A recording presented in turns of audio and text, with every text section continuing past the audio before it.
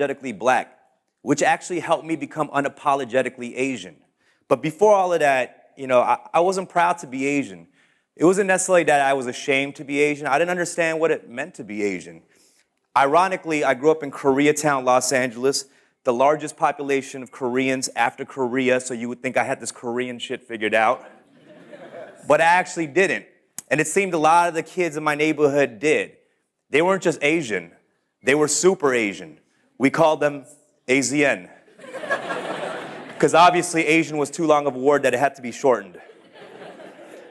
AZNs had dragon or koi fish tattoos, drove and raced import cars, and could run through a pack of Parliament lights in one parking lot sitting, or better yet, squatting.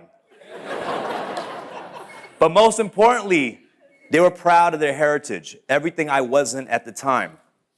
And the truth is, I just couldn't relate. I was this Asian kid, Asian skater who grew up with black and Latino kids and attended underground hip hop events. So underground that we never even took one high-resolution photo. And my parents didn't help me through this awkward stage either. You know, they were too busy chasing the American dream, which ultimately destroyed our family. My dad was an alcoholic who fought with my mom every day until I was like 14 years old, and they split.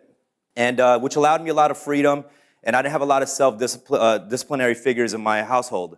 But on the positive side, it allowed me to have the freedom to explore the city, soak into culture, and ultimately meet the people that would change my life.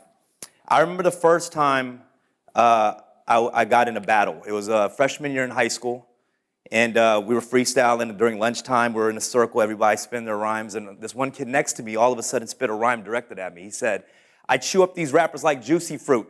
Shout out to the homie here, Lucy Lou." Uncanny resemblance. Yeah. But I remember that, and this is an interesting bit that Dave Chappelle did a couple years ago. He said he saw this white comedian on stage that was getting heckled, and the white comedian got so pissed that he called this African-American woman in the crowd the N-word. And this was caught on camera phone, and everything had spread, made headlines. But Dave Chappelle said when he saw that dude on stage, he himself knew he was 80% comedian and 20% black, because although he was hurt, the first thing that ran through his head is like, damn, this dude is having a terrible set. And that's how I felt when I got called Lucy Lou. I felt like I was 80% black.